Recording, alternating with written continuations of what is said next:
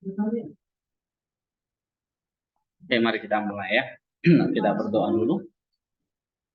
Bapa di surga, Bapa yang baik, kami bersyukur. Terima kasih atas kesempatan pada hari ini kami kembali boleh ada dalam kelas eksegesis ini. Kiranya Tuhan menuntun setiap kami supaya kami bisa mengerti akan firman-Mu. Terima kasih kau pimpin kami semua dalam Tuhan Yesus Kristus. Amin. Oke, nah hari ini kita mau pelajari tentang kisah Musa ya, atau sejarah Musa, kehidupannya. Kita lihat secara patristik dan juga mungkin beberapa item ya, atau beberapa komponen di dalamnya kita lihat secara liturgical. Walaupun ini kisah dalam perjanjian lama, nanti kita lihat dalam kitab Keluaran, tapi ini selalu ada hubungannya dengan apa? Kristus. Karena pendekatan kita tadi sekali lagi bukan hanya first layer, tapi juga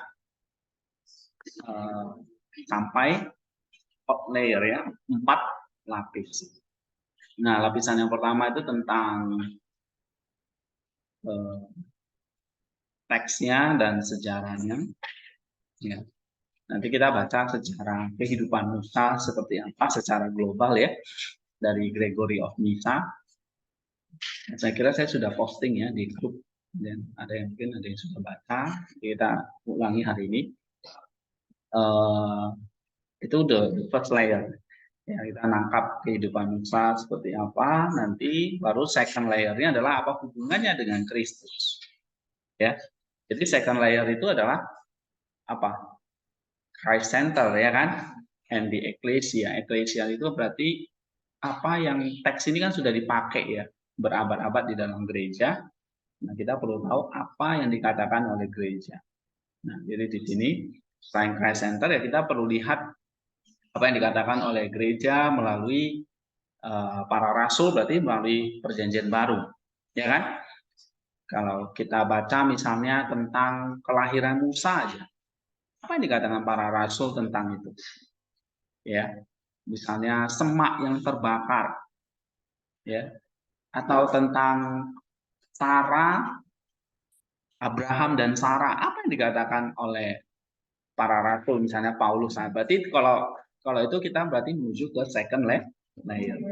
Ya, apa yang terjadi di perjanjian lama, contohnya misalnya kasus bangsa Israel ya diperbudak di Mesir.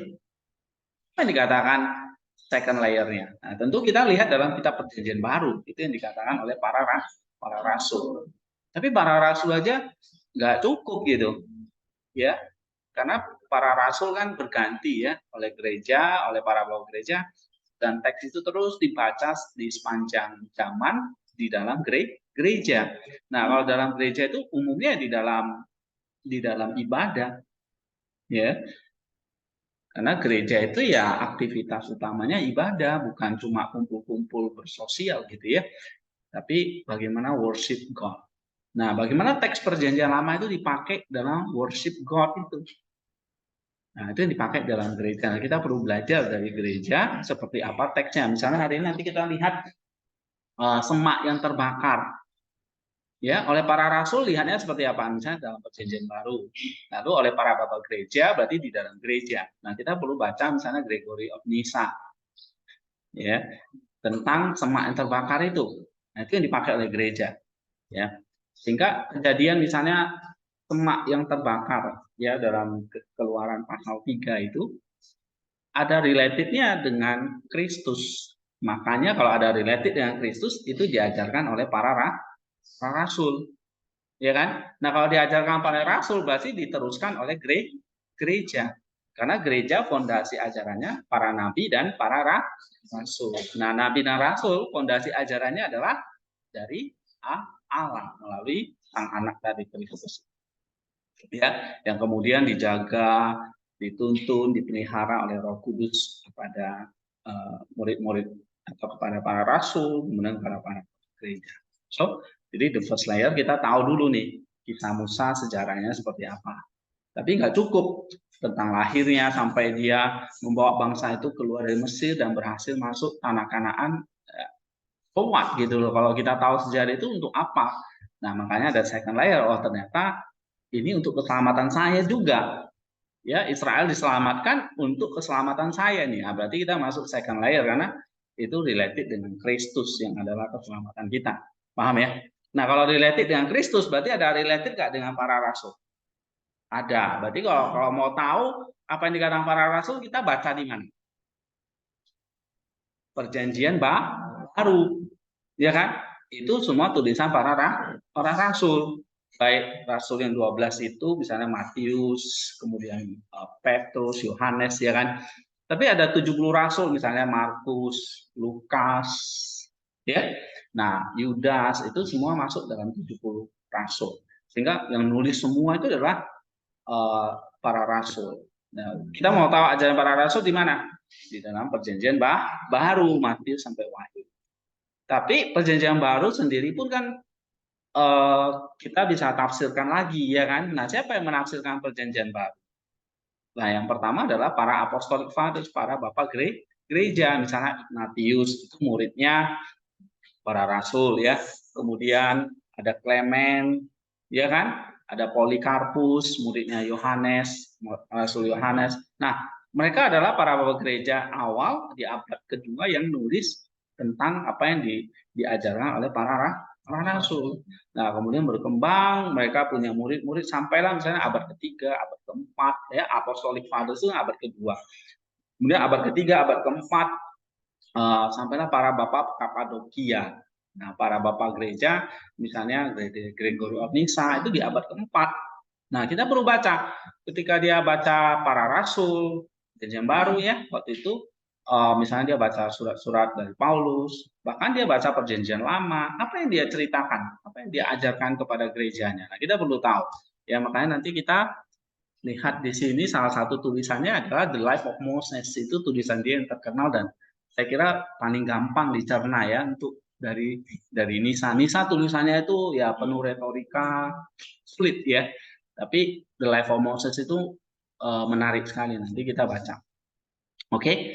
Nah, jadi kalau second layer itu kita mainnya di mana?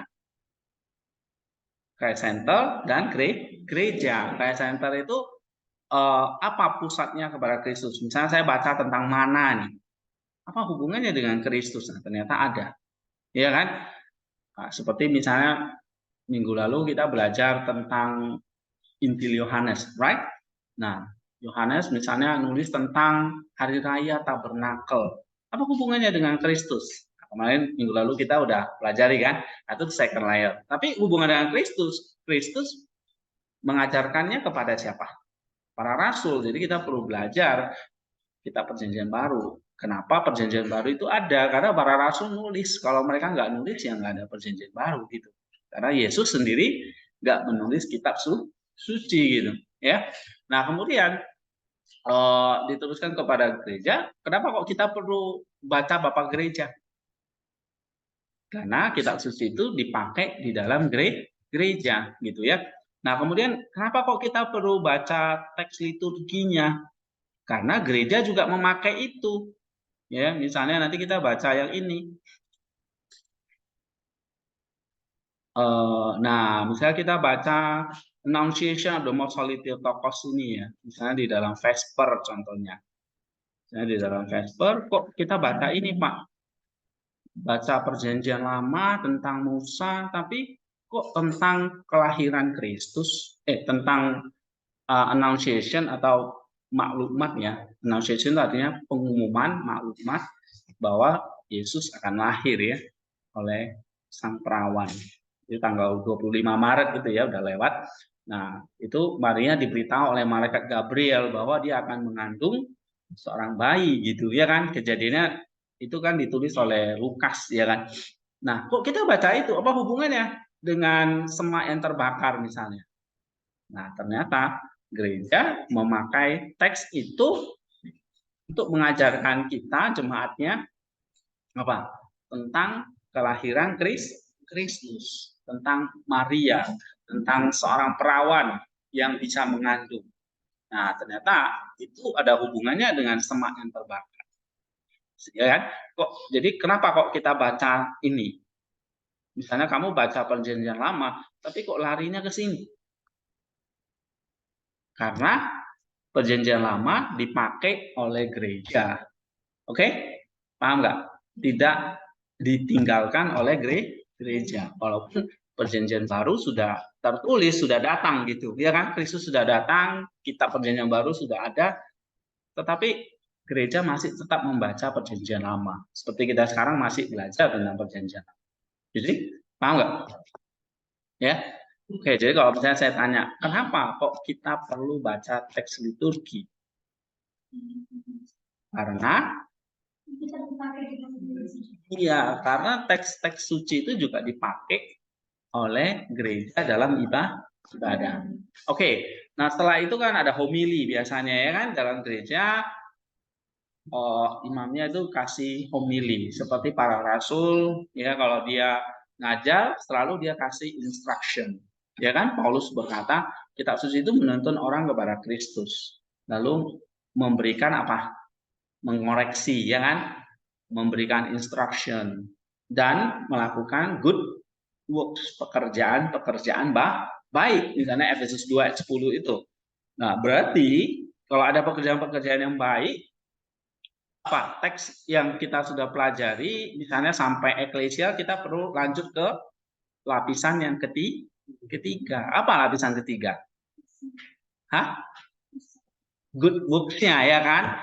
Atau apa? Pekerjaan baik apa yang mau kamu kerjakan? Instruction apa? Oke? Lalu koreksi apa? Itu semua di mana?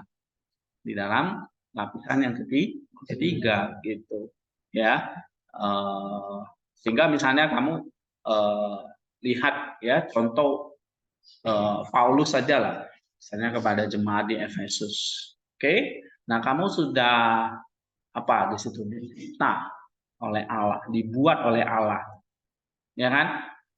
Paulus jelasin lagi, oh kamu dibuat oleh Allah, ternyata dicipta menurut Kristus Yesus, makin jelas kan? Nah itu berarti menurut Kristus Yesus lapisan kedua. Lalu untuk apa? Melakukan pekerjaan baik. Nah, jadi kalau kita udah tahu nih, ya, saya baca Perjanjian Lama, saya tahu tentang arti semak yang terbakar nanti. Oh, karena ini ada hubungannya dengan Kristus, ada hubungannya dengan keselamatan saya. Lalu habis itu ngapain? Paulus bilang melakukan pekerjaan baik. Oke? Nah, ya kan? Masih ingat kan Efesus 2 ayat 10? Coba baca, pasrah. Atau siapapun di sini.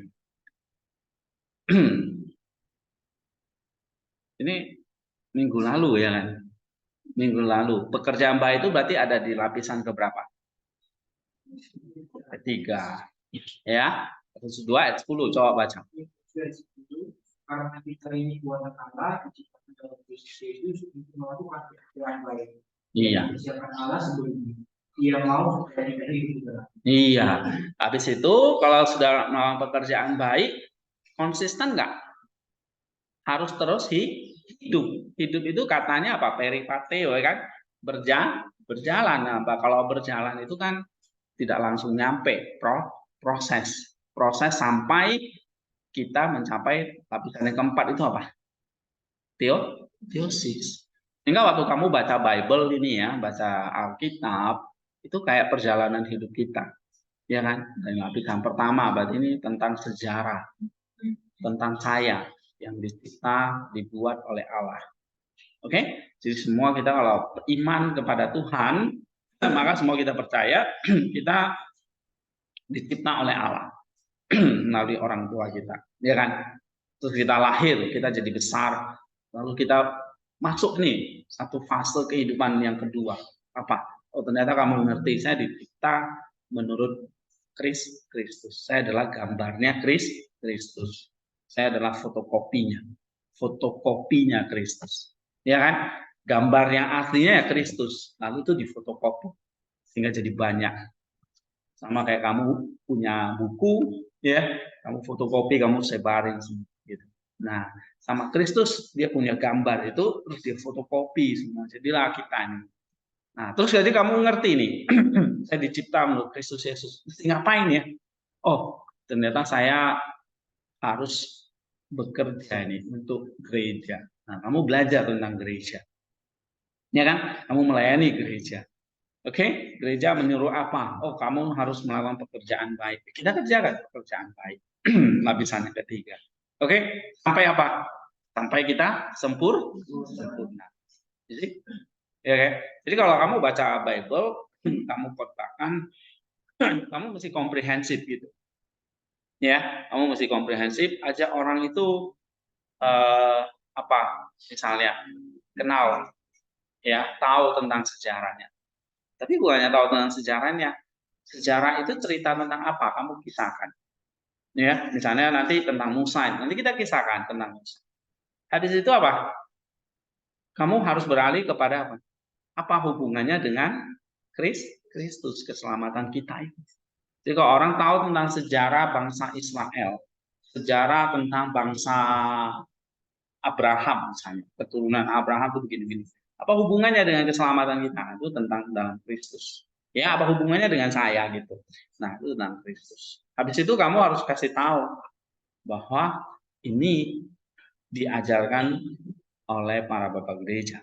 Apa yang kamu khotbahkan itu bukan only your mind, hanya pikiranmu, tetapi ini adalah pikiran gereja, pikiran kitab suci. Oke, maka kamu perlu belajar, baca buku, ya, baca misalnya The Life of Moses ini, belajar tentang Gregory Nyssa, Chrysostom dan sebagainya. Oke, karena mereka lebih pintar, mereka lebih dulu pakai, lebih ahli tahu daripada saya, daripada kamu. Kenapa kita nggak pakai mereka? Oke, nah kamu kasih tahu, oh ini menurut Chrysostom begini, Nyssa itu seperti ini.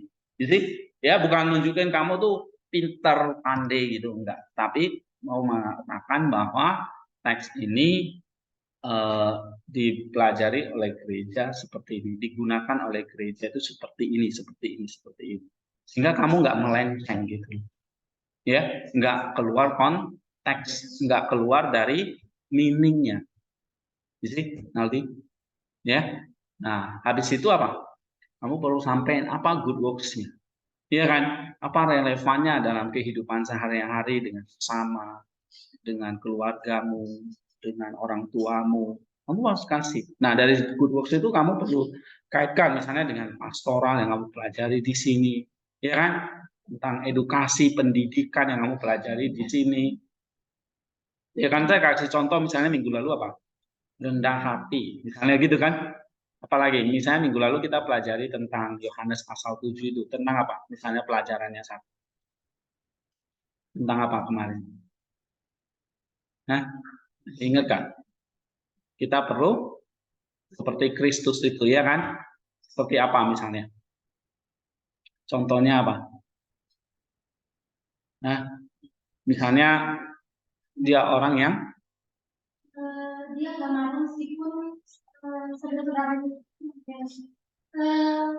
mencurigai dia bahwa dia sombong. Nah, gimana supaya kita tidak jadi sombong dan tahu rendah hati? It's very practical, ya kan? Good works itu harus yang praktis. Jangan kamu mengawang-awang lagi gitu loh. Nanti jemaahnya langsung kamu ke surga pula, repot kamu kan.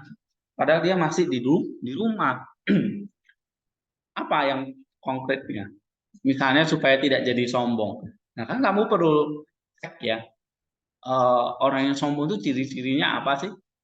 Ya kan kamu bisa cek misalnya di pelajaran apa? Etika kan ada kan? Atau kalau kamu suka psikologi, kamu lihat sisi psikologinya. Gitu, ya kan? Atau kalau kamu cek misalnya secara biblisnya apa sih tentang sombong, kamu cek, buka aja Bibleworks, klik kata sombong, muncul berapa kali di situ. Ya kan? Misalnya ambil aja perjanjian baru, oh ada 10 ayat kamu baca. Oh, tentang sombong itu satu pertama.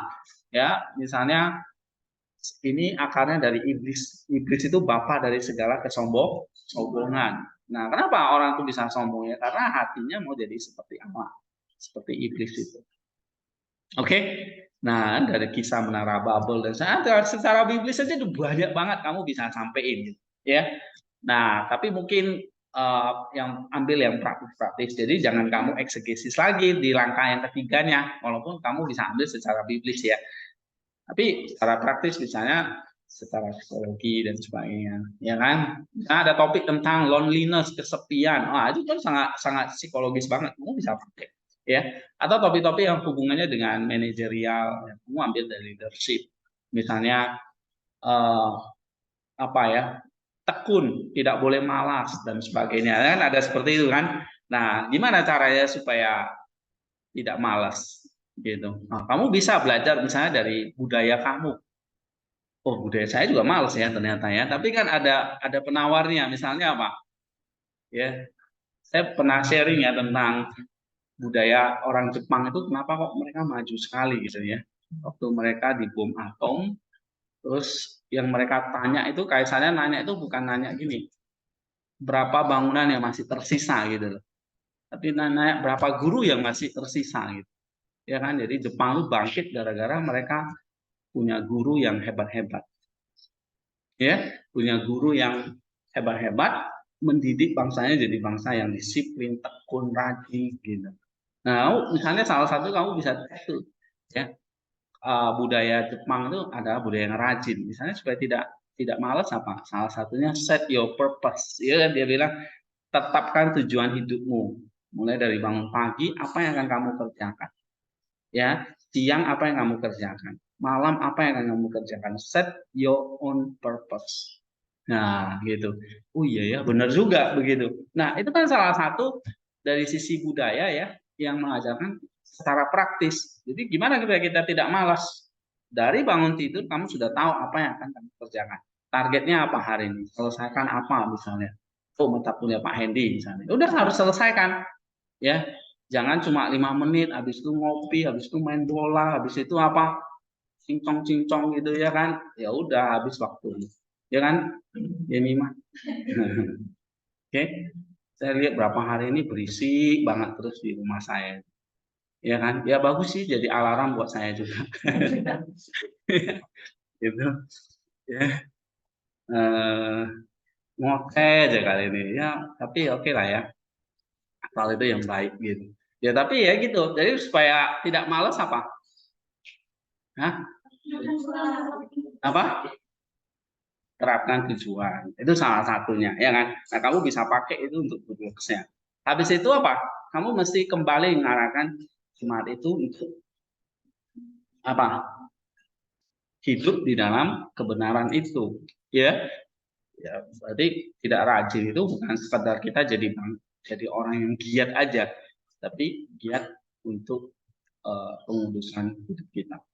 Ya, selalu katakan pada orang kita harus jadi serupa dengan Kristus. Itu tidak boleh bosan. Serupa dengan Kristus, serupa dengan Kristus. Ya, itu memang ya harus terus diulangi, diajari. Oke, oke. Ada pertanyaan di sini? Ini 25 menit saya ngoceh. Satu khotbah udah. Ada pertanyaan? Kalau nggak ada, misalnya saya tanya ini ya. Fitri, gimana supaya kamu bisa selesaikan tugas saya? Supaya tidak malas misalnya Fitri. Saya ngajarin apa tadi? Iya, kamu nanya, lihat lain-lain. Tujuan, misalnya tujuannya apa? Nikah gitu. Enggak kan? Tujuannya misalnya satu hari ini apa? Oh, mau selesaikan tugas A misalnya. Ya udah, harus diselesaikan. Nah, begitu kamu nyelesain tuh, kamu sudah mencoba rajin. Ya, walaupun akhirnya ujungnya ngetik juga, Pak, maaf ya, belum selesai. Oke lah, itu masih diampuni lah. Ya, tapi kalau tugas 1 sampai 15, ya 14-nya belum selesai kan repot kan. Oke, ada pertanyaan lain? Ini Eka, Jadi kenapa kok kita baca perjanjian lama dan perjanjian baru? Karena gereja masih memakainya. Ya, misalnya, kenapa kita baca perjanjian lama? Karena gereja masih memakai. Kenapa kok kita baca perjanjian baru? Karena gereja masih memakainya, ya kan? Karena apa? Kita mau tahu apa sih yang diajarkan oleh gereja, apa sih yang diajarkan oleh Kristus, apa sih yang diajarkan oleh para rasul. Itulah sebenarnya ada perjanjian baru, karena kita mau tahu apa yang diajarkan oleh para rasul. Kok para rasul, Pak? Ya karena mereka yang tahu apa yang diajarkan oleh Kristus. Ya kan? Jadi kita bukan jadi pengikutnya, kamu baca Paulus bukan berarti kamu jadi pengikutnya Paulus gitu loh. Ya. Kamu baca Bapak Gereja bukan berarti kamu jadi pengikutnya Bapak Gereja tertentu. Enggak, mereka adalah orang-orang yang lebih hebat, lebih dekat dengan, lebih tahu tentang Kristus. Oke? Kita nggak apa-apa. Jadi kalau kamu baca Bapak Gereja bukan berarti kamu jadi pengikutnya. Enggak, kita semua tetap pengikut Kristus. Christ Center-nya itu di situ. Cuma Kristus melalui para rasul dan melalui para bapak gereja. Kenapa Kak saya nggak ajarin kalian baca teolog-teolog yang sekarang kan banyak Pak. Kenapa kok mesti yang kuno-kuno begitu? Ya, sekarang juga belajar semua dari sana. Gitu ya kan? Calvin juga belajar dari Agustinus, Luther juga belajar dari Chrysostom misalnya gitu loh. Gitu. Nah, jadi bukan nggak belajar mereka, silakan nanti kalau kalian sudah advance bisa baca apa aja gitu ya. Nah, tetapi kita baca mereka yang memang apa ya raksasanya lah gitu, misalnya kayak Chrysostom gitu ya. Siapa yang nggak mengakui dia?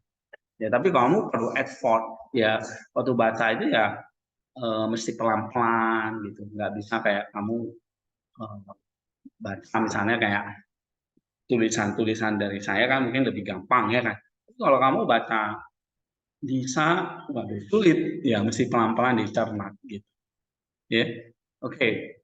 Misalnya saya tanya lagi ini, Herni, kenapa perlu kok ada good works?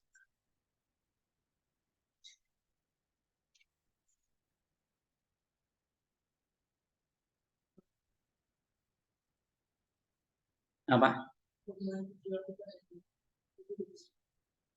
Iya kok perlu ada good works? Kenapa kok perlu ada pekerjaan-pekerjaan baik?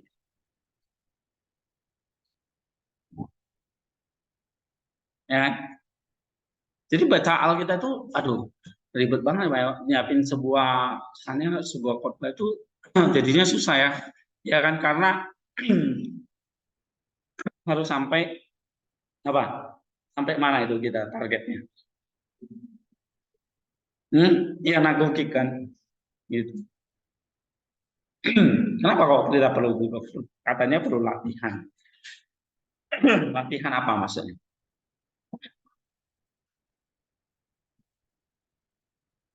Ya. Oke, kenapa kok kita perlu good works? Ya, apa? Paulus katakan apa? Kita diciptakan dalam Kristus Yesus untuk melakukan pekerjaan baik. Jadi pekerjaan baik itu adalah apa? Gunanya kita diciptakan menurut gambar Allah, menurut Kristus gitu ya. Sama seperti dia yang firman jadi daging, kita yang jadi manusia harus jadi seperti Allah. Jadi kalau misalnya Athanasius mengatakan ini Allah udah jadi manusia nih. Nah, sekarang giliran kita apa? Manusia jadi seperti Allah. Itulah perlunya good works. Dan itu juga diajarkan oleh gereja gitu. Ya. Nah, kenapa kalau kita harus jadi sampai teosis gitu? Naldi.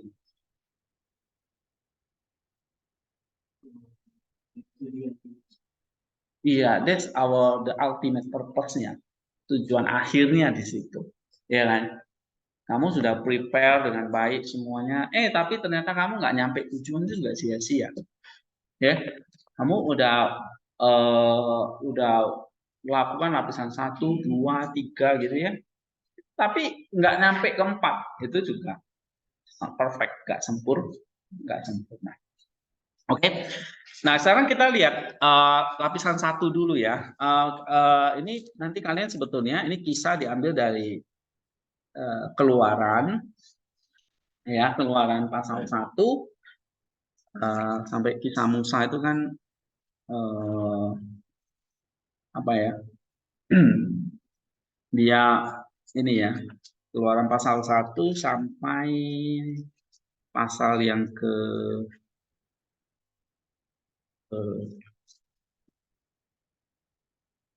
ya. Jadi hampir keluaran lah ya kitab Keluaran ini ya. Nah, coba kita ringkas kitab Keluaran ini atau Keluaran ini banyak sekali kisah Musa. Nah, kita baca kehidupan dia dulu.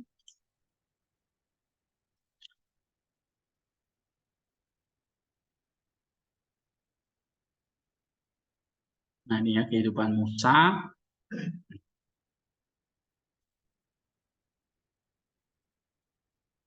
Nah, kalau punya internet bisa aja buka di situ ya, di WordPress saya. Nah, ini ikonnya Nisa ya. Ini saya ambil dari tulisan Nisa tentang The Life of Moses atau kehidupan Musa. Pertama sejarah Musa dulu ya. Ini diambil dalam kitab Keluaran ya. Cuma udah diringkas ya dengan baik oleh Nisa. Coba kita baca dulu. Siapa yang baca? Setrik sekali. Coba baca yang keras. Dikatakan bahwa Musa dilahirkan ketika pemikiran berusaha menghentikan kelahiran anak laki-laki. Namun dalam kasih karunia-Nya dia telah mempersiapkan seluruh kontribusi yang pada akhirnya akan dia berikan. Sesudah bersinar dengan indahnya dalam balutan kain lampin, ia membuat orang tuanya membatalkan niatnya untuk membunuh bayinya. Iya, jadi kalau kamu baca kan kelahiran Musa itu kan ada di dalam konteks sejarah di mana anak bayi laki setiap yang lahir anak laki-laki itu harus dibunuh oleh sang tiran sang raja ya. Terus jadi ketika ancaman dari sang tiran menang, ia tidak melihat dilemparkan begitu saja ke dalam sungai Nil, tetapi ditempatkan dalam sebuah keranjang yang diolesi dengan lendir dan tanah liat di sepanjang persendiannya, dan kemudian dilepaskan ke dalam arus. Hal ini diceritakan oleh mereka yang dengan hati-hati memberikan narasi tentang dia. Nah, kamu bisa baca di dalam Keluaran pasal 2 itu. Ya, tentang kelahiran Musa, di mana Musa itu dibungkus dengan kain dalam sebuah keranjang terus dialirin ke sungai Nil, ya kan? Karena kalau enggak bisa dibunuh. Gitu. Ya, ini orang tuanya dapat hikmat dari alam gitu. Terus dipandu oleh suatu kekuatan ilahi, keranjang tersebut bergerak di suatu tempat di sepanjang tepi sungai yang landai, di mana keranjang tersebut terdampar secara alamiah oleh deburan ombak. Ya. Terus ketika putri raja datang ke tepi pantai yang berhubung di mana keranjang itu terdampar, ia menemukannya ketika ia mengeluarkan tangisan seperti anak kecil di dalam baka. Ketika ia melihat anugerah lahiriah yang tampak jelas dalam dirinya, sang putri dengan niat baiknya segera mengadopsinya dan mengangkatnya sebagai anaknya. Tetapi ketika ia secara naluriah menolak makanan dari orang asing, ia dirawat oleh penjara ibunya melalui rekayasa kerabat dekat. Nah, akhirnya sang bayi itu tadi sampai tangan putri Firaun, ya kan? Kemudian dirawat oleh sang putri itu. Tapi anehnya bayi itu nggak mau makan makanan yang disediakan oleh sang putri itu, tetap mencari susu ibunya, sehingga Musa itu tetap mendapat ASI dari ibu kandungnya sendiri, ya kan? Nah ini kisah kelahiran dia. Misalnya ini ya, di structure kalian apa yang kalian bisa dapatkan di sini? Sebelum kita ke Christ Center, ke Ecclesia, what do you think of that? Ini baru lapisan 1 ya. Nah, lapisan 2-nya apa?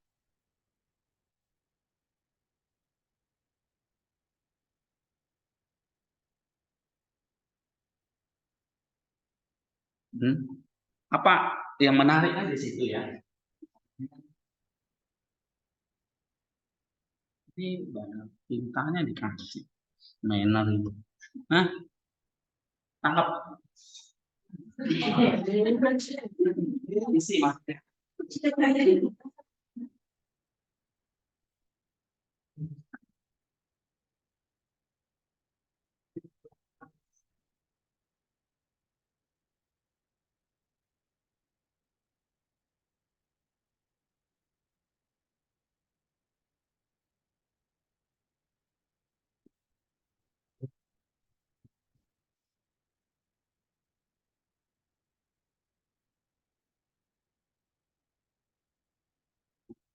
Tentang satu, ini misalnya tema utama kelahiran. Tentu kan nanti tindak kontennya kan banyak. Nah, salah satunya misalnya apa? Musa dibungkus di dalam ranjang. Apalagi di situ yang menarik. Nah, diadopsi oleh lalu apa lagi?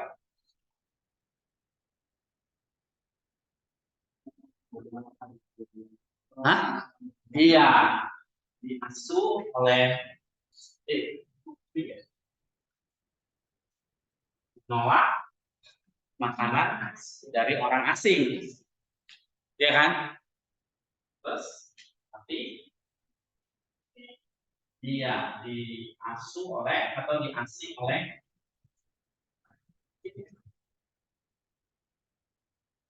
ini kan hal-hal yang perlu kamu list gitu loh, ya. Di langkah keberapa itu? Langkahnya berapa? Teman-teman itu langkah ke-4, ya kan? Oke. Nah, baru nanti langkah kelima caranya kita keluaran itu. Nah, kalau sudah ada keluaran ya kamu bisa lihat nih di Bible bagaimana itu banyak ya resource-nya. Keluaran background itu adalah untuk perjanjian Allah ya dengan Israel, di mana dia membebaskan bangsa itu atau mengeluarkan bangsa itu dari Mesir. Itu background utamanya atau temanya. Salah satu mulai dari kelahiran Musa dulu, menjadi sang penyelamatnya dulu. Ya, ini kan kayak cerita di film gitu ya, kayak cerita superhero gitu. Itu superhero itu sekarang tuh ya banyak dibawa oleh bangsa Israel sebetulnya kan, Batman, Superman. Ya, karena mereka nenek moyangnya juga gitu kan, Pancila Musa gitu ya. Nah, kita kembali ke sini. Second layer-nya apa? Yang kamu perlu tahu, ada nggak hubungannya itu dengan ini? Hubungannya dengan Kristus. Ya kan? Hubungannya dengan gereja. Jadi hubungannya dengan gereja, dari para rasul, ya kan? Ibadah, gereja. Oke, para rasul itu di mana ini? Perjanjian baru. Ini apa?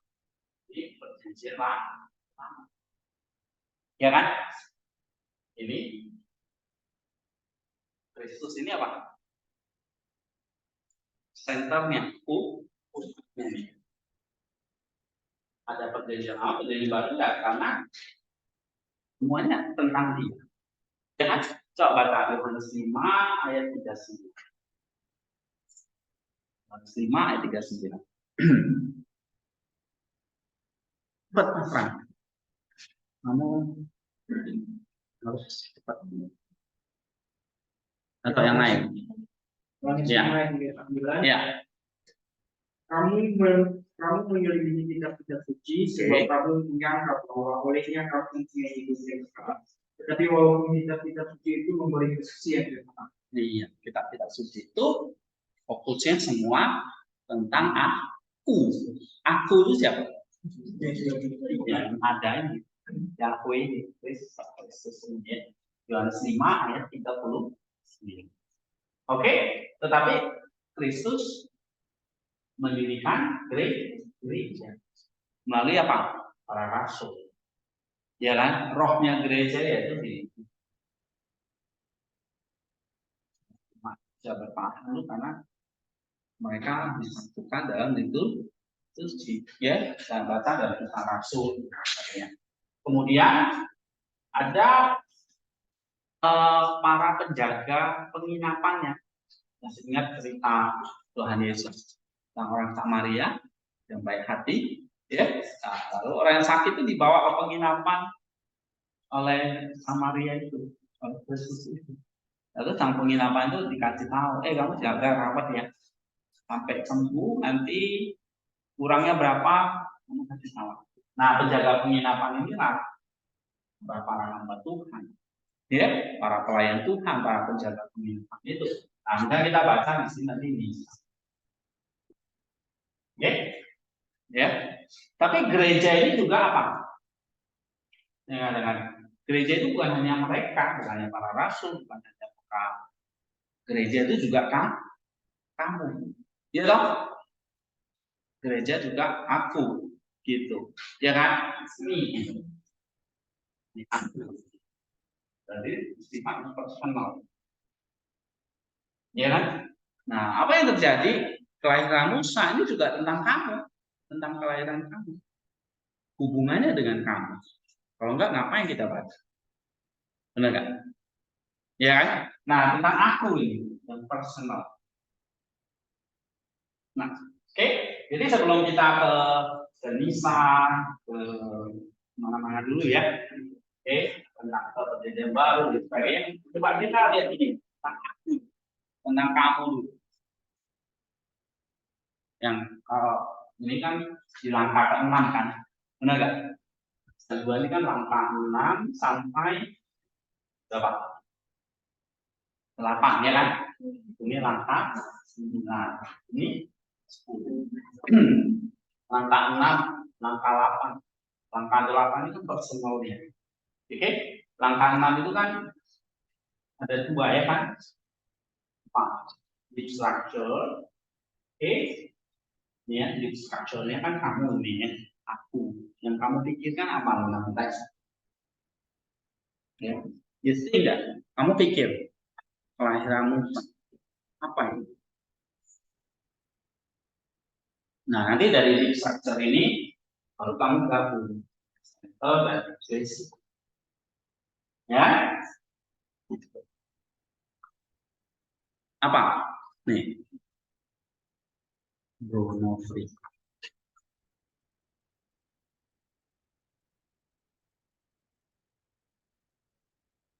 Misalnya ini, kamu kan say something ya, namanya, kayak Musa ini ajaib ya, benar nggak? Bayi laki-laki lain semuanya dibunuh ya kan, tapi Musa ini selamat gitu loh. Berarti di balik itu ada rencana apa ya kepada Musa? Ya kan? Misalnya kamu naik bis gitu ya, satu ke jurang, semuanya mati, tinggal kamu yang hidup nih. Terus kamu akan mikir apa? Puji Tuhan, misalnya. Yang kedua, mampus yang lain. Kan enggak gitu kan? Kamu akan mikir apa? Keajaiban. Iya, ya kan? Kamu bisa ngomong gitu karena kamu hidup ya kan? Ini hidupmu berarti seterusnya itu keajaiban. Ya kan? Terus apa lagi?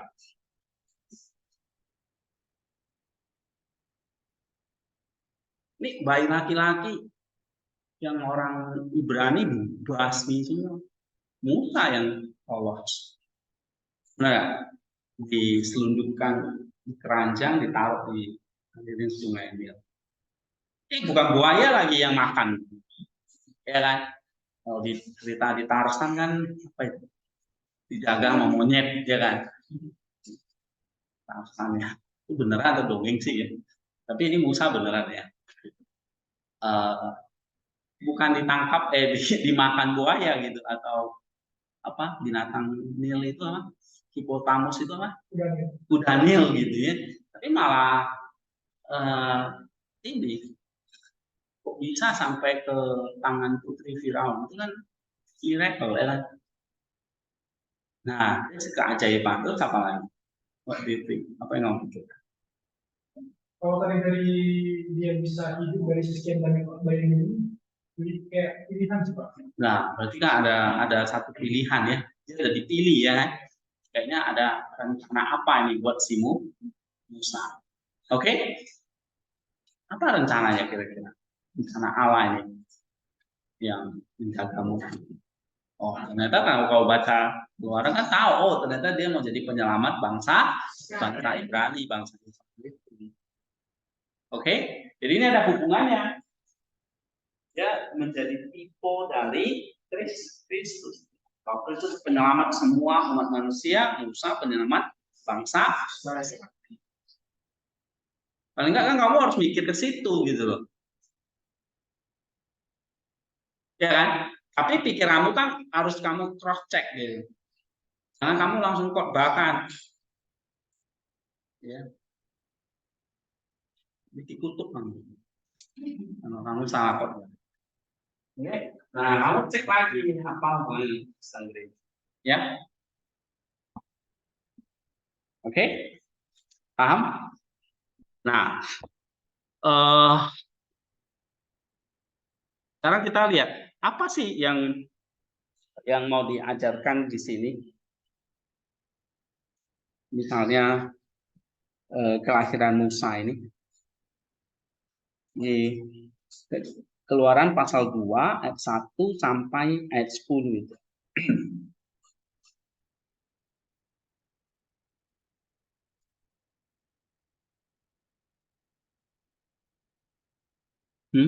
Nah, misalnya kita lihat di sini ya.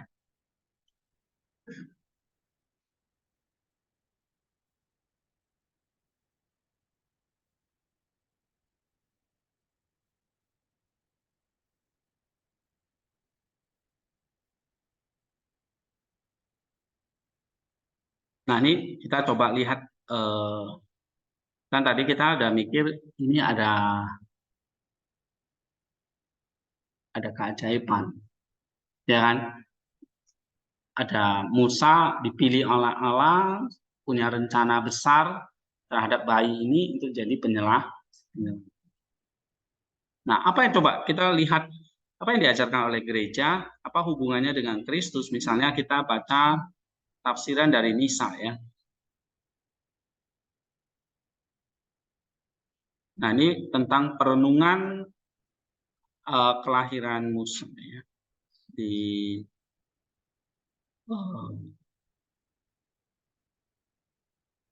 ini ya.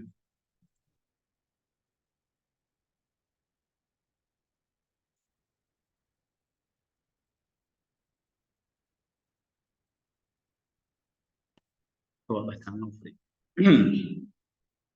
Kelahiran dan masa kecilnya. Musa lahir pada saat Firaun mengeluarkan dekret yang menyerukan agar semua anak laki-laki dibunuh. Bagaimana kita dapat mengenal nasib baik dari kelahiran Musa? Seorang mungkin akan dapat dengan cepat mengatakan kita tidak dapat meniru kelahiran Musa yang menunjukkan itu dalam kelahiran kita sendiri. Namun tidaklah sulit untuk memulai perdagangan dengan masalah yang dengan. Iya, jadi maksudnya ini very lucky gitu loh. Musanya sangat beruntung. Ya, mungkin kita nggak bisa niru gitu ya keberuntungan yang begitu besar yang dia dapatkan kata Nis gitu ya. Tapi selalu ada pelajaran yang bisa kita dapatkan di sini. Ya. Misalnya kita selalu kalau bisa saya jangan dilahirkan lah. Saya kepingin dilahirkan di negara yang kaya gitu.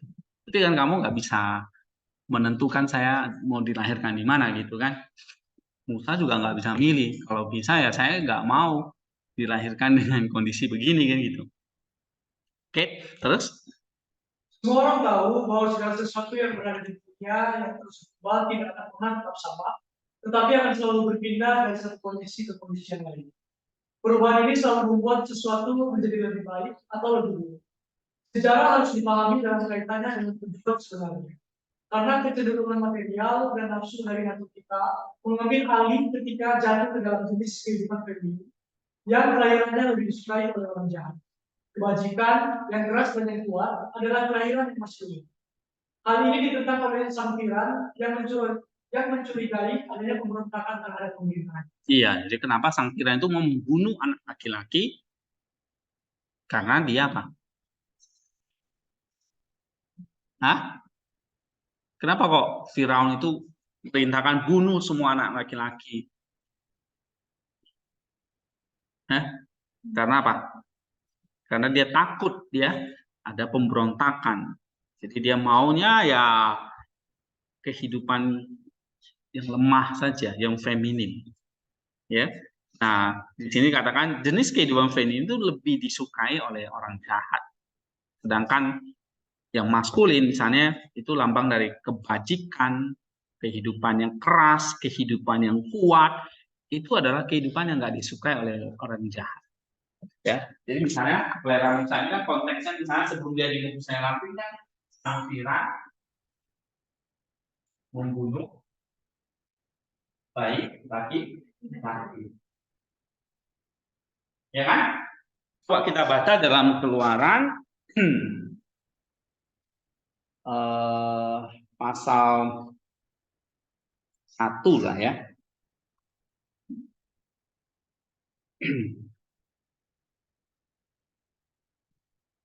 Ayat 22 lah atau mulai 18 sampai 22. Ayo pasang. 18. Lalu Raja Mesir memanggil bidan-bidan itu dan berkata kepada mereka, "Mengapakah kamu berbuat demikian membiarkan hidup bayi-bayi itu?" Jawab bidan-bidan itu kepada Firaun, "Sebab perempuan Ibrani tidak sama dengan perempuan Mesir, melainkan mereka kuat. Sebelum bidan datang, mereka telah bersatu. Maka Allah berbuat baik kepada bidan-bidan itu, bertambah banyaklah bangsa itu dan sangat berlimpah ganda." Jadi kelahirannya tuh sangat banyak ketimbang penduduk Mesir. Terus? Dan karena bidan-bidan itu takut akan salah, maka ia membuat mereka berumah tangga.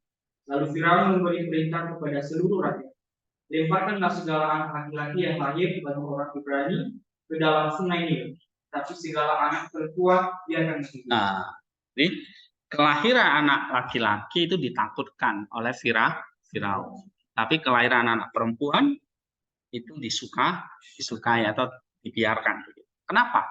Apa yang dikatakan oleh Nisa di sini?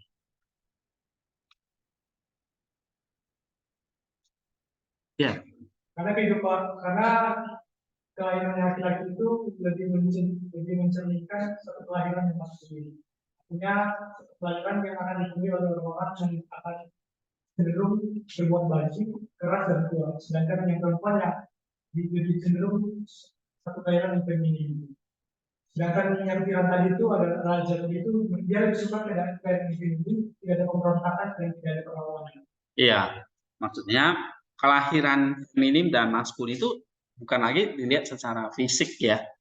Di second layer ini ya tentu kalau di first layer kan feminim yang ditahan, yang diselamatkan, ya kan nggak dibunuh. Yang maskulin laki-laki yang dibunuh kan gitu kan. Nah ini kan the first layer. Ini sejarahnya begitu. Keluar pasal 1 tadi. Nah sekarang apa second layer-nya? Apa yang diajarkan oleh gereja? Misalnya dalam hal ini para bapak gereja. Ini kita belum lihat para rasul di dalam perjanjian baru, ya kan? Nah, nanti apa hubungannya dengan Kristusnya misalnya? Ya, kita lihat Nisa dulu dari Bapak. Nisa mengatakan apa?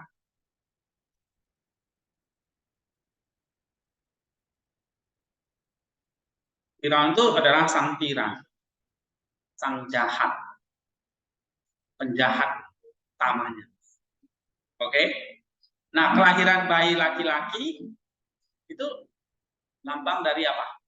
Kebajikan, kekuatan. Namanya laki-laki itu simbol dari kekuatan, keras, kuat, bajik. Ya, itu selalu yang melawan si jahat. Nah, kalau feminim itu disimbolkan kelahiran yang disukai oleh si jahat. Berarti apa? Yang ini disukai oleh si jahat ya berarti berkompromi dengan jahat, ya kan? Tidak keras, tidak kuat, gitu. Kompromi, gampang dipengaruhi oleh si jahat. Oke, jadi Nisa melihat kenapa kok bayi laki-laki itu dibunuh? Ya karena di first layernya kan si Kira ini takut apa? Iya takut memberontak karena penduduknya makin banyak nih. Kalau banyak laki-laki bisa gawat aku. Kalau mereka nanti suatu saat udah besar-besar kayak kalian ini, ya tiba-tiba kalian mau berontak lawan aku kan takut saya. Jadi cepet-cepet saya suruh kalian pergi aja. Tapi kalau cewek-cewek ini apa? Ya dikasih ini susu, dikasih motor, dikasih apa, mereka udah seneng tuh. Ya, tapi kalau cowok ini bahaya nih. Kalau sini kasih bola udah seneng.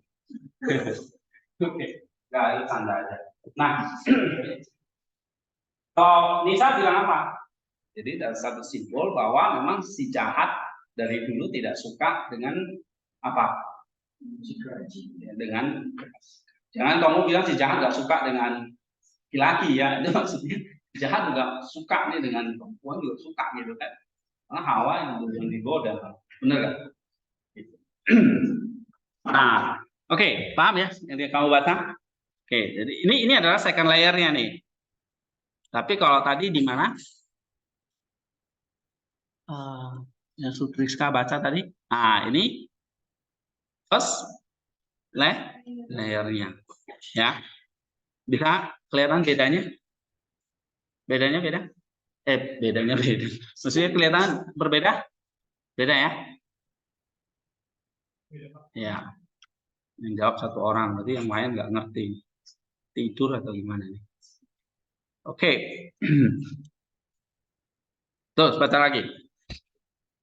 Adalah penting bahwa perubahan apa yang harus selalu lahir. Dalam natur yang berubah, tidak ada yang tetap sama.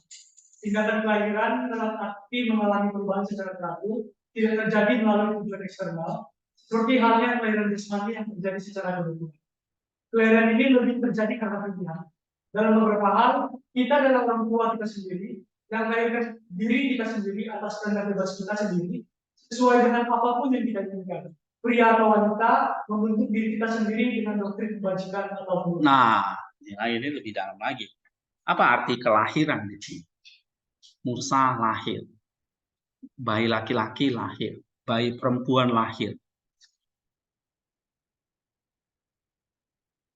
ya kan? Nah, Nisa mengatakan apa? Perubahan apa yang harus selalu lahir?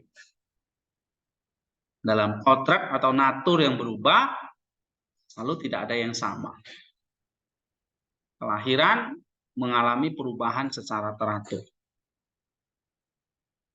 Ya, kelahiran terjadi karena pilihan. Oke. Jadi kalau orang tua melahirkan kamu lahir itu bukan karena semata-mata itu Allah yang menciptakan. Iya betul. Tapi juga pilihan orang tuamu dalam kehendak bebas. Sama, kamu juga bisa prokreasi di sini. Ya. Kamu juga bisa melahirkan. Nah, dalam hal ini kita adalah orang tua kita sendiri. Jadi kelahiran itu adalah satu simbol kehendak bebas kamu yang kamu bisa pakai untuk apa ini? Kelahiran bisa melahirkan pria atau wanita. Nah, ini satu simbol kehendak bebasmu bisa melahirkan hal yang baik ataupun yang jahat. Bagus ya? Kan? Nah, jadi kelahiran itu satu tindakan pilihan bebas kamu.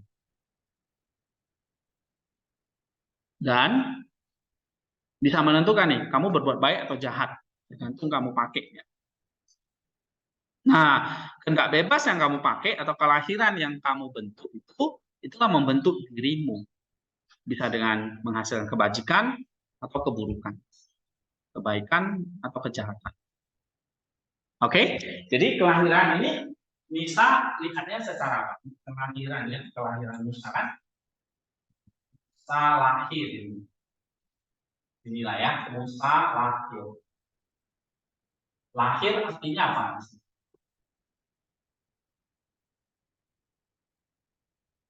Lahir artinya apa? Hah? Raymond?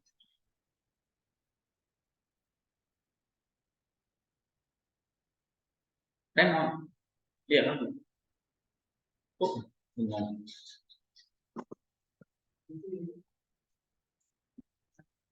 Apa?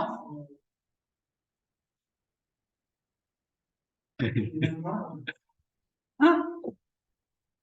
Kelahiran baru. Oke, ini coba tolong, boy. Pasangan nggak seimbang. Boy. Pak Santos kan nggak satu potas. Bingung dia Mas. Ya dia nggak pernah baca Bapak Kelinci. Hipotesis. Oke, boy, apa? Kelahiran artinya apa? Kelahiran terjadi karena ini. Kelahiran itu simbol dari kehendak bebas. Ya, yang Nisa itu, ya, yang melahirkan diri kita sendiri atas kehendak bebas. Jadi kamu lahir, kamu ada karena kehendak bebas. Ya, Allah dengan kehendak bebasnya menciptakan kamu. Siapa yang maksa Allah untuk menciptakan? Kan nggak ada. Kita lahir dari kehendak bebas. Tapi kita tahu Allah itu kasih juga kan? Kehendak bebas untuk kasih. Sama seperti kamu lahir dari orang tuamu, kan kehendak bebas orang tuamu karena orang tua. Benar? Itu yang normalnya. Tapi kan karena juga gara-gara accident ya. Benar nggak Nabi? Kamu pernah accident nggak? Pernah kecelakaan nggak? Ya pernah ya kan. Kecelakaan apa dulu kan Pak? Tanya dong. Kecelakaan apa?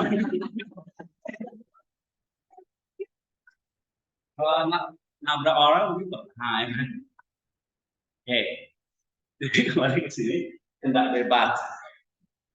Ya kelahiran itu adalah kehendak bebas. Tapi kehendak bebas itu bisa menghasilkan apa? Kejahatan atau kebaikan, sama seperti kelahiran bisa menghasilkan laki-laki atau perempuan. Kan nggak ada yang tengah-tengah kan? Emang ada bayi? Ini di kelaminnya nggak tahu ini lagi ada perempuan. Netral, kan nggak ada netral gitu. Kehendak bebas selalu apa kata istilahnya? Iya di sini kan kehendak bebas, KB ya, kehendak bebas, baik atau nggak ada netral. Paham ya Raymond? Jangan bengong aja kamu. Kamu pernah kecelakaan? Pernah. Oke, kamu baca deh Raymond. Ya, baca. Supaya semangat kamu. Ini kita dapat memasuki kelahiran yang demikian baik saya selama itu mengganggu orang lain. Dan kita dapat dapat memiliki sukacita dan diberi kehidupan oleh orang tua dan kalian yang kita orang ini. Meskipun itu bertentangan dengan tujuan jahat atau pikiran yang sehat adalah hubungan dan Nah, artinya apa ini? Jadi kalau tadi ada kehendak bebas, ada kelahiran, ada kebaikan, ada kejahatan. Tetapi Musa di sini kan dikatakan dia lahir di tengah situasi yang lalim, yang jahat. Iya kan? Gitu. Dia lahir di sebuah dunia yang jahat. Yang begitu lahir udah terancam. Baru ngoek gitu aja udah terancam gitu. Iya kan? Belum sempat bertumbuh. Oke, nah Nisa mengatakan apa? Sungguh kita bisa memasuki kelahiran lebih mulia di wilayah cahaya, di wilayah terang. Ya, tidak diganggu oleh zalim. Ya, kita bisa memiliki sukacita, diberi kehidupan orang tua dari kelahiran terhormat. Tapi walaupun ini bisa bertentangan dengan tujuan kita. Ya. Jadi kalau misalnya di sini kita sebetulnya kehendak baik kita adalah kehendak bebas kita adalah mau berbuat baik. Tapi selalu ada tujuan si jahat yang menentang. Nah, itu maksudnya. Ya, maka pikiran yang sehat adalah keturunan dari orang tua yang berbudi luhur.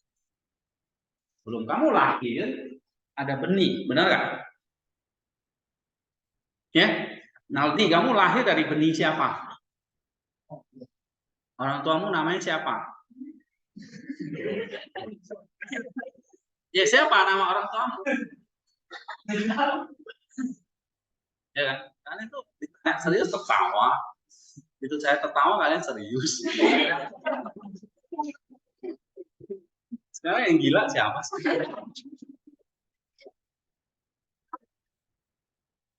Oke, ya kamu nanti. Orang tua dari benih orang tua, katakanlah orang tua A dan B, ya kan? Nah, begitu juga sebelum kamu lahir menghasilkan kehendak bebas, ya, dan efeknya bisa baik atau jahat, ada benih nih di balik kehendak bebas. Benih apa namanya? Pikiran yang sehat. Pikiran itu benih. Nah, kalau kita belajar filokali itu kan lebih jelas ya. Apa? Dosa dan kasih, kayak gitu ya. Dosa awalnya kasih atau kebaikan. Nah, sebelumnya apa? Sebelum menghasilkan itu dosa atau baik, ada iya, iya dikatakan di sini misalnya ada nus, right? Ya, nah nus itu menghasilkan apa? Di sini ada namanya logos, pikiran, ya kehendak, ya keinginan, desire, ya kan? Nah, kemudian dari sini apa? Logos ini kita nih, oleh kehendak bebasmu mau pakai untuk apa nih? Ya kan? Nah, misalnya di sini adalah pikiran atau Islam. Oke. Nah, ini benih. Lalu hasilkan apa? Nafsu. Ya, nafsu itu berarti apa? Passion, ya kan? Nafsu. Dari nafsu baru timbul apa? Hah? Nafsu timbul apa? Ini kemarin baru belajar ini dari John Damascus. Nah, Jessica. Apa? Baru bisa menghasilkan kalau dibuai jadi atau badai. Nah, nafsu, pikiran, logos, ini adalah apa yang terjadi di balik kehendak bebas kita. Ya, kehendak bebasmu kan bukan fakultinya kan, tapi yang jadi fakultinya itu adalah kamu, propertinya maksudnya. Kehendak bebas itu bukan propertinya, ya. Tapi yang jadi propertinya logos kamu, kamu, pikiran kamu, logisme ini itu tadi. Oke, nah maka dikatakan orang tua yang berbudi luhur itu apa? Kalau orang tua kita berbudi luhur, keturunannya baik. Hah? Apa? Emang orang tuamu nggak baik, kamu nggak berbudi luhur? Ya? Emang kamu jahanam di sini? Enggak kan? Orang tuamu pasti didik kamu kan dengan baik kan? Nah, kamu jadi anak baik di sini. Ya, gitu. Karena orang tuanya, coba orang tuanya jahat, mungkin kamu udah dijual jadi budak seks, ya kan? Mainan mungkin udah, oke? Ya jadi hamba Tuhan lagi. Iya, ya kan? Winda mungkin udah nggak tahu. Oke, jadi maksudnya pikiran sehat adalah keturunan dari orang tua yang berbudi luhur. Ini maksudnya gimana supaya menghasilkan perbuatan baik? Pikirannya harus sehat. Nah, maksudnya di sini jangan sampai terkena apa? Pikiran jahat. Karena pikiran jahat itu menjadi benih dari hawa nafsu. Hawa nafsu itu harus dipuaskan. Kayak masalah apa nggak dipuaskan kan jadi ya. Kayak orang misalnya rokok ya, nggak merokok sehari itu dia kayak akan apa? Iya, menyesakkan ya kan. Ini yang suka-suka keluar nggak izin ini salah satunya ini. Karena penyakit logis. Misalnya bang rokok misalnya. Ya. Oke. Coba baca ini. Sekian. Ketika kita meninggalkan makna tersembunyi dari sejarah, kitab suci terbukti mengajarkan bahwa kelahiran yang paling mengganggu orang jahat adalah awal dari kehidupan yang dilakukan. Saya menggambarkan jenis kelahiran di mana kehendak bebas berfungsi sebagai dunia melahirkan anak di tengah-tengah kesusahan yang biasa.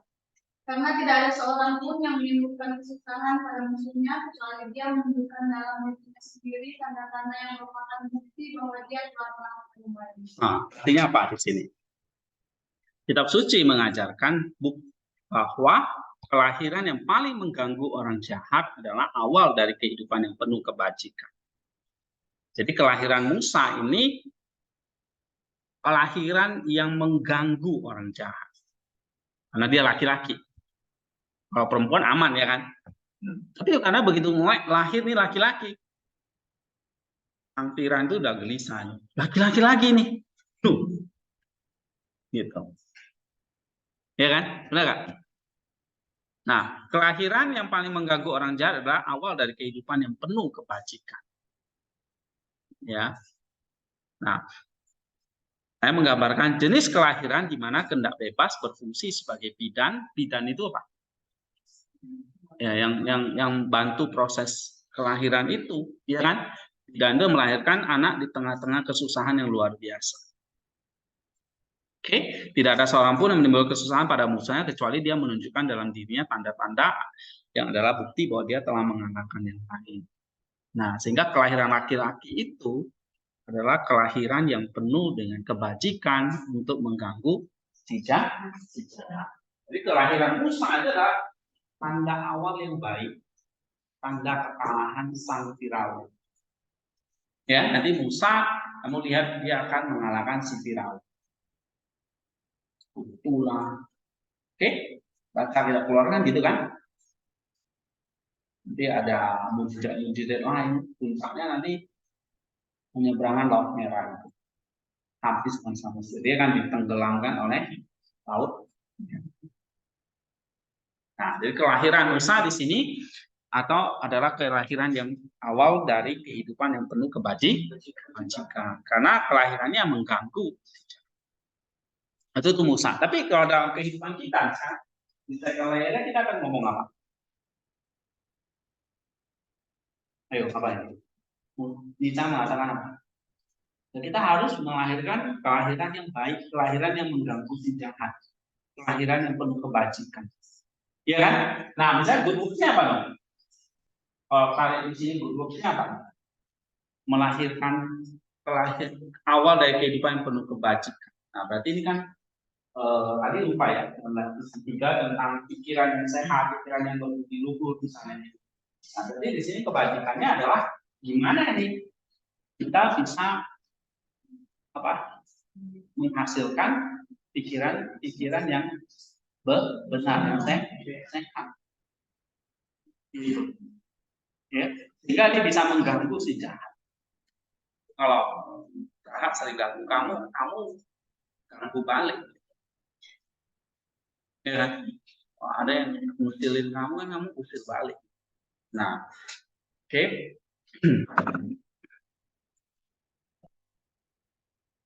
Coba baca Winda. Kehendak bebas berfungsi untuk melahirkan bayi laki-laki yang saleh dan memberinya makan dengan makanan yang sesuai serta mengambil langkah antisipatif untuk menjaganya agar tetap aman dari air. Karena ada orang-orang yang memberikan bayi-bayi mereka kepada orang jahat, menawarkan mereka telanjang dan tanpa berpikir panjang ke sungai. Ini saya menggambarkan kehidupan sebagai sebuah sungai yang telah menjadi ganas oleh gelombang hawa nafsu yang terus-menerus yang memaksa apa yang ada di dalam sungai di bawah air menenggelamkannya. Nah, kan Musa dilahirkan di sini. Kalau kamu baca nanti di dalam Keluaran pasal 2, ya, coba baca Keluaran pasal 2 itu ayat 1 sampai 4. Iya. Seorang laki-laki dari keluarga Lewi kawin dengan seorang perempuan Lewi, lalu mengandunglah ia dan melahirkan seorang anak laki-laki. Ketika dilihatnya bahwa anak itu cantik, disembunyikanlah 3 bulan lamanya. Tapi ia tidak dapat menyembunyikan lebih lama lagi. Sebab itu diambilnya sebuah peti panjang, dipakalnya dengan gala-gala ter. Diletakkannya bayi itu di dalamnya dan ditaruhnya peti itu di tengah-tengah berau di tepi sungai Nil. Kakaknya perempuan berdiri di tempat yang agak jauh melihat apakah yang akan terjadi dengan dia. Iya, dialirin di sungai Nil. Ada sungai di situ. Nah, apa arti kata sungai di sini menurut Nisa?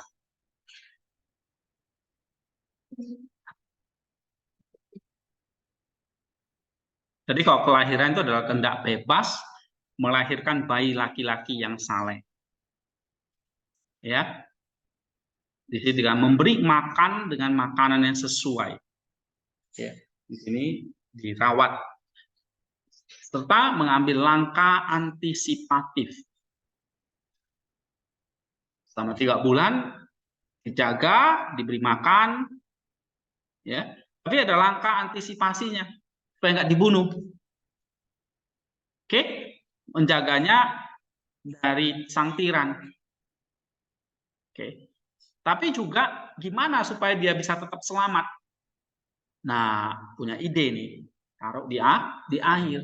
Tapi kalau kamu baca di ayat 3, kalau baca ayat 3 lagi, tetapi ia tidak dapat menyembunyikannya lebih lama lagi. Sebab itu diambilnya sebuah peti padan, dipakalnya dengan gala-gala dan ter, diletakkannya bayi itu di dalamnya dan ditaruhnya peti itu di tengah-tengah berau di tepi sungai. Nah, itu. Ini adalah langkah antisipasi untuk menjaga agar bayi itu tetap aman dari air. Ya. Oke. Nah, itu kata Nisa, ada antisipasi. Nah, air atau sungai ini adalah simbol dari apa? Hah? Ya, kehidupan yang ganas. Sungai itu satu kehidupan yang ganas karena ada gelombang hawa nafsu. Sehingga untuk menghadapi gelombang hawa nafsu itu kita perlu lakukan apa? Supaya jangan kita sampai tenggelam.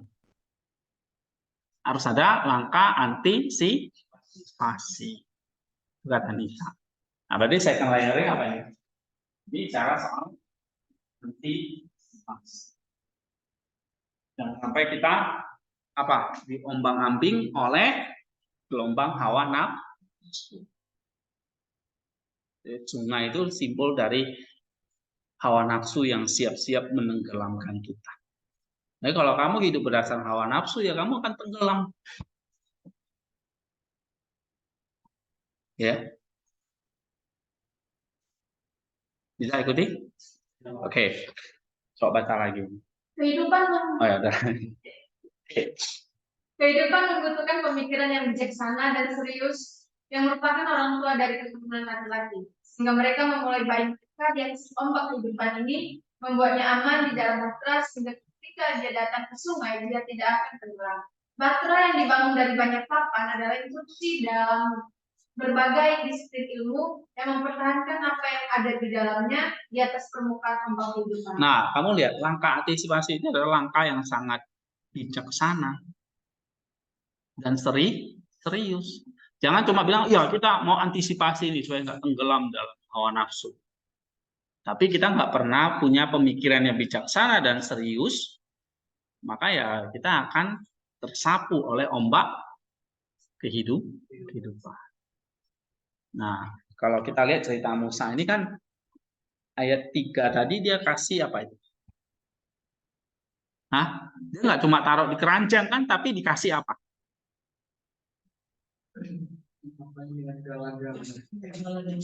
Iya, ter itu apa sih?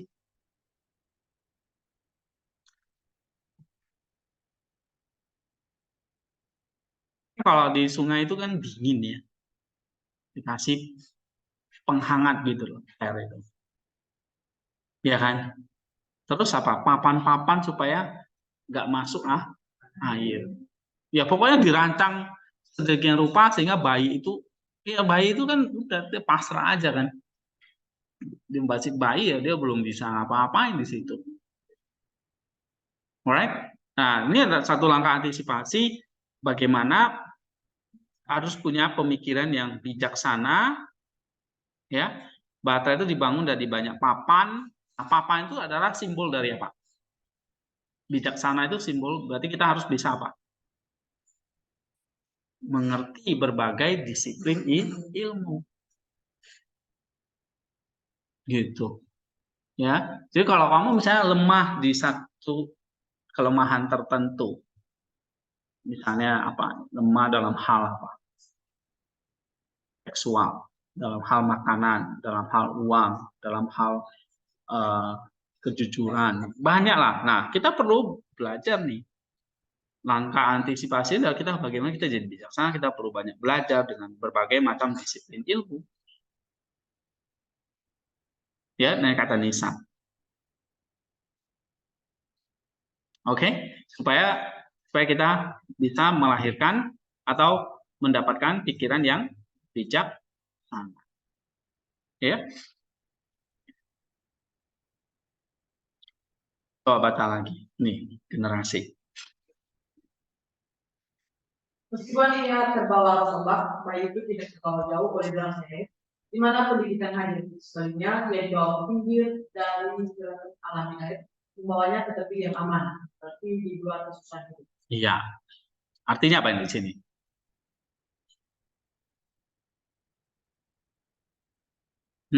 Walaupun misalnya bayi itu kan terbawa oleh arus ombaknya sungai, ya kan? Sungai Nil itu kan bukan kayak sungai-sungai Kranji ini ya. Kali namanya. Itu sungai yang besar sekali. Ya, sungai terpanjang di Afrika. Ya mungkin juga di dunia kali ya. Nil, Mississippi, itu sungai-sungai yang arusnya deras gitu. Ya, dia terbawa jauh oleh derasnya air. Nah, di sini ada kata menarik, di mana pendidikan hadir. Artinya apa ini?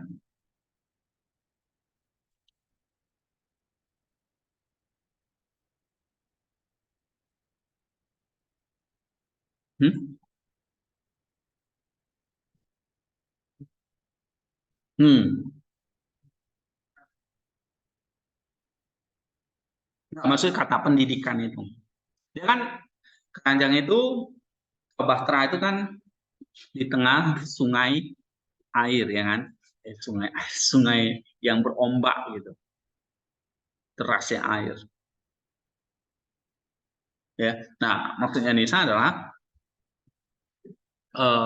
kita tahu kita berada dalam kehidupan yang penuh dengan ombak, penuh dengan gelombang hawa nafsu. Tapi jangan lupa pendidikan itu juga harus hadir. Ya. Nah, artinya ya langkah antisipasi perlu pemikiran yang bijaksana, yang serius. Ya kita harus belajar berbagai macam disiplin ilmu atau kamu dididik. Nah, salah satu kamu dididik itu adalah kamu akan terima banyak nasihat,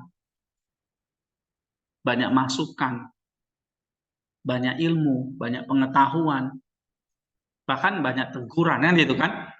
Nah, itu semua berguna untuk kamu supaya tidak tenggelam oleh arus air. Nah, kalau kamu nggak mau mendengar nasihat, ya kamu akan rugi. Ya, biasanya anak-anak katakannya anak-anak zaman now itu susah banget ya dikasih nasihatnya kayak kalian ini lah. Ya, benar nggak sih?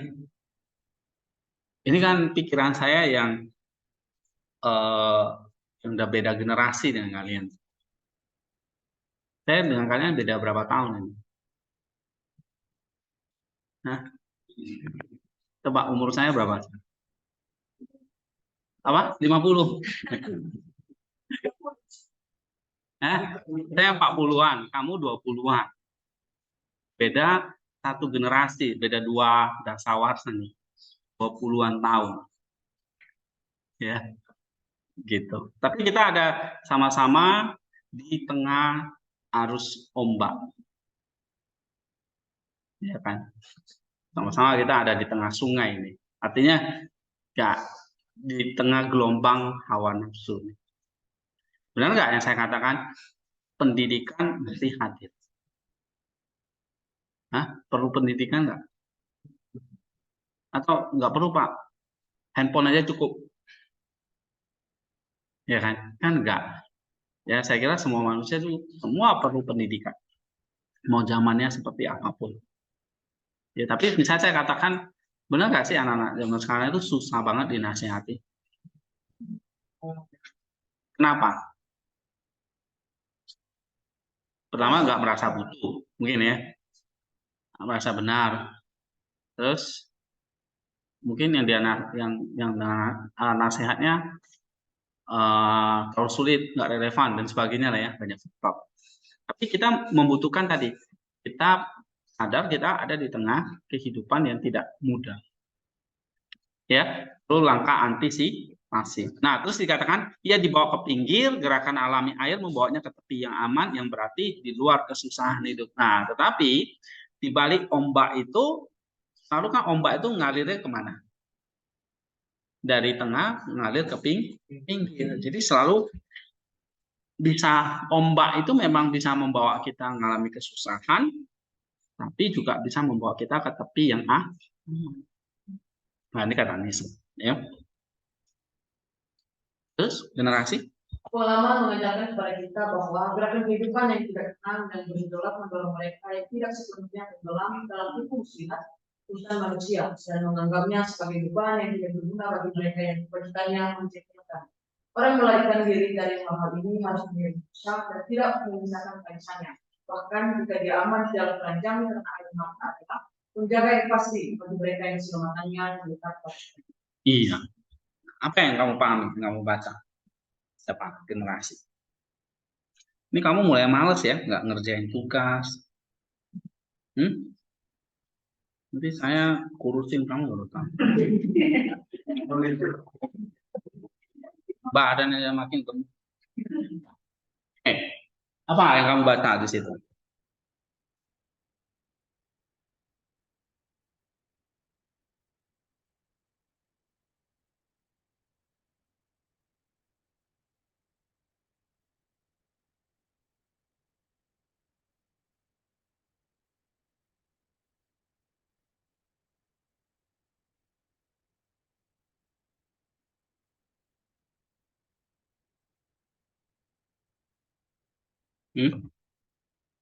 Oke, yang lain ada? Tadi saya katakan perlu pendidikan. Ya.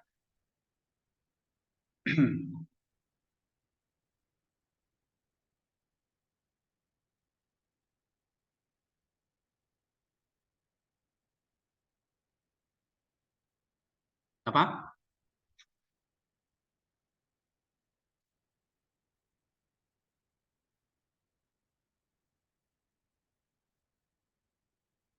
Kalau misalnya kita ada di tengah gelombang, ya kan? Dan mungkin kita sering jatuh, dan itu kan menghasilkan apa? Ada pengalaman-pengalaman, ya kan? Pengalaman-pengalaman kita dalam kehidupan yang tidak tenang tadi, kehidupan yang bergejolak. Dan itu bisa melahirkan yang namanya tangisan. Tangisan atau air mata ini adalah penjaga yang pasti bagi mereka yang keselamatannya terletak pada kebajikan. Nah, sehingga di sini Nisa mengajarkan kepada kita perlu ada tangisan. Ada air mata. Oke, misalnya di sini air mata. Sungai, ini kan di sungai ya. Sungai ini bergejolak. Ya, di sini perlu pendidikan. Perlu antisipasi. Oke, perlu bijaksana. Nah, di sini juga dalam perlu air mata. Ya kan? Nah, gugupnya adalah apa? Air mata ini. Ya, misalnya kebajikannya adalah ya kita bersandar pada, ya kan? Bersandar pada Allah dalam Tuhan. Ini apa? Simple. Cara gitu. Oke? Nah, dikatakan karena air mata adalah penjaga yang pasti bagi mereka yang keselamatan terletak pada kebajikan. Jadi air mata di situ artinya penjaga keselamatan. Ya kan? Penjaga keselamatan. Jadi kalau misalnya nasihati, ditegur, dididik dan sebagainya, tetapi kamu nggak aware, nggak punya air mata, ya dia nggak akan menjaga ajaran itu. Ya, ajaran itu hanya datang dan pergi, tapi tidak tinggal, karena nggak dijaga. Gitu. Nggak dijaga ya hilang gitu. Ya. Oke. Coba baca yang lain, Jessica. Putri penguasa yang tidak memiliki anak dan mandu, saya kira dia dapat dianggap sebagai bukti yang tidak bermoral, memerintahkan sesuatu agar dapat disebut sebagai ibunya dengan mengadopsi bayi itu. Alkitab setuju bahwa hubungan dengan dia bisa disebut sebagai ibu dan tidak perlu dibuang sampai ia memahami kurangnya kedewasaannya. Tetapi orang yang sudah dewasa seperti yang telah dipelajari dan Musa akan merasa malu jika disebut sebagai anak dari orang yang pada dasarnya mandi. Nah, oke. Coba kita lihat ya, misalnya ayat yang kelima itu. Ya, ayat kelima sampai ke 10 lah baca. Maka datanglah putri Firaun untuk mandi di sungai Nil. Sedang dayang-dayangnya berjalan-jalan di sungai Nil. Lalu terlihatlah olehnya peti di tengah-tengah bergerak itu. Maka disuruhnya hambanya perempuan untuk mengambilnya. Ketika dibukanya, dilihatnya bayi itu, dan tampaklah anak itu menangis. Sehingga belas kasihlah ia kepadanya dan berkata, tentulah ini bayi orang Ibrani. Lalu bertanyalah kakak anak itu kepada putri Firaun, akan kupanggilkah bagi tuan putri seorang inang penyusu dari perempuan Ibrani untuk menyusukan bayi itu bagi tuan putri? Sahut putri Firaun kepadanya, baiklah. Lalu pergilah gadis itu memanggil ibu bayi itu. Maka berkatalah putri Firaun kepada ibu itu, bawalah bayi ini dan susukanlah dia, maka aku akan memberi upah kepadanya. Kemudian perempuan itu mengambil bayi itu dan menyusuinya. Ketika anak itu telah besar, dibawanya lah kepada putri Firaun, yang mengangkatnya menjadi anaknya dan menamainya Musa. Sebab katanya, karena aku telah menariknya dari air. Iya. Oke, ini ceritanya kan. Nah, di sini ada putri penguasa atau putri Firaun itu. Digambarkan dia tidak memiliki anak dan mandul. Ya, atau mandul. Nah, apa kata Nisa di sini tentang putri ini? Iya, ini kamu baca tadi. Kan dia adalah Apa? orang tua yang mandiri. Jadi dia dianggap sebagai seperti yang tidak bermoral, yang menganggap anak sebagai anaknya dan menyebutnya sebagai ibu. Oke, jadi merasa mandul ini satu hal yang dianggap tidak bermoral, tidak baik gitu. Oke, tidak baik dalam pengertian apa?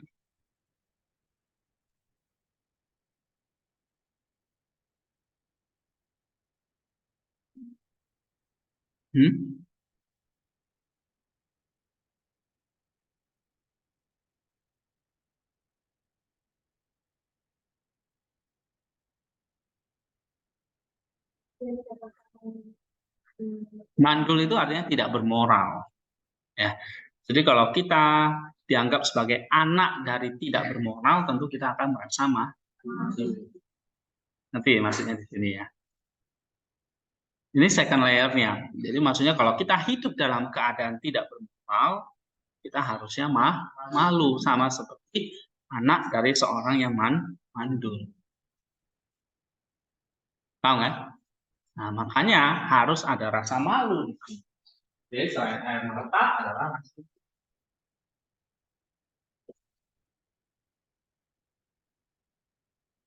ya, ada rasa malu kalau kita berbuat dosa. Oke, seperti mandul itu.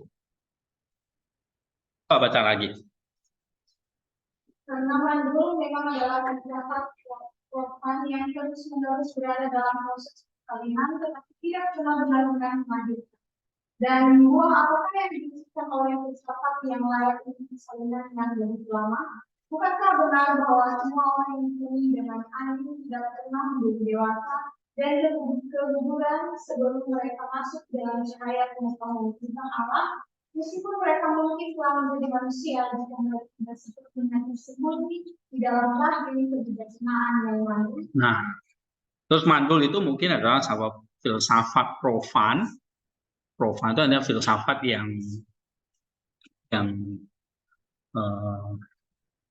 profan ya, filsafat duniawi lah gitu ya, yang bukan ilahi gitu, ya, yang terus menerus dalam proses persalinan tetapi tidak pernah benar-benar melahirkan. Mandul bisa berhubungan seks, tapi nggak pernah ada buahnya, nggak pernah bisa melahirkan soalnya. Ya, artinya kita bisa belajar banyak hal filsafat profan, tapi tidak pernah benar-benar melahirkan. Buah apa yang dihasilkan oleh filsafat yang layak untuk persalinan yang begitu lama? Bukankah benar bahwa semua orang dipenuhi dengan ingin tidak pernah menjadi dewasa? Gugur sebelum mereka masuk ke dalam cahaya pengetahuan. Ya, jadi waktu kita belajar pun jangan sampai kita nggak pernah masuk ke dalam satu pengetahuan atau cahaya pengetahuan tentang Allah. Ya, artinya tidak pernah masuk ke dalam rahim kebijaksanaan karena mandul, gitu. Ya, meskipun mereka mungkin telah menjadi manusia jika mereka tidak sepenuhnya tersembunyi dalam rahim kebijaksanaan yang mandul. Ya, oke. Jadi di sini kemandulan ini melambangkan apa? Tidak ada kebaikan yang dihasilkan. Nah, saya ingat cerita pohon ara itu loh. Benar, yang dikutuk oleh Tuhan, daunnya rindang tapi mandul, nggak ada buah pada saat itu karena nggak musim berbuah ya. Tapi maksudnya di sini belajar banyak hal tapi tidak pernah masuk ke dalam cahaya pengetahuan tentang Allah. Nah ini filsafat profan itu yang buat kamu semakin pintar doang, tapi nggak pernah masuk menjadi sesuatu yang ilahi. Ya, kepalanya aja yang besar, tapi tetapi apa? Nggak ada kehidupan yang dihasil. Oke, ya, orang yang suka ngoteh aja tentang Allah, tapi hidupnya jauh dari Allah. Nah itu maksudnya di sini, itu mandul. Nah ini seringkali kita suka dengan hal-hal filsafat yang profan, bahkan teologi sekalipun ya. Tapi kita bisa jadi orang-orang yang mandul, tidak pernah masuk. Akhirnya sesuatu masuk cuma gugur di dalam. Kayak orang mandul bisa berhubungan seks, tapi nggak ada janin yang terbentuk. Gugur. Sama kamu belajar apapun, akhirnya gugur. Nggak pernah masuk ke dalam cahaya pengetahuan. Ya, saya pernah seringkali katakan, teologi is not only the science. Teologi itu bukannya ilmu pengetahuan, tapi therapeutic science. Ya, artinya ilmu pengetahuan terapi. Karena apa? Karena itu teologi adalah ilmu yang kudus yang akan membawa kamu masuk ke dalam terang tadi. Ya, kamu semakin terang dalam pengetahuan ilahi. Nah, itu artinya tidak mandul. Oke, ya, ini banyak ya. Kita sambung lagi setelah Apple.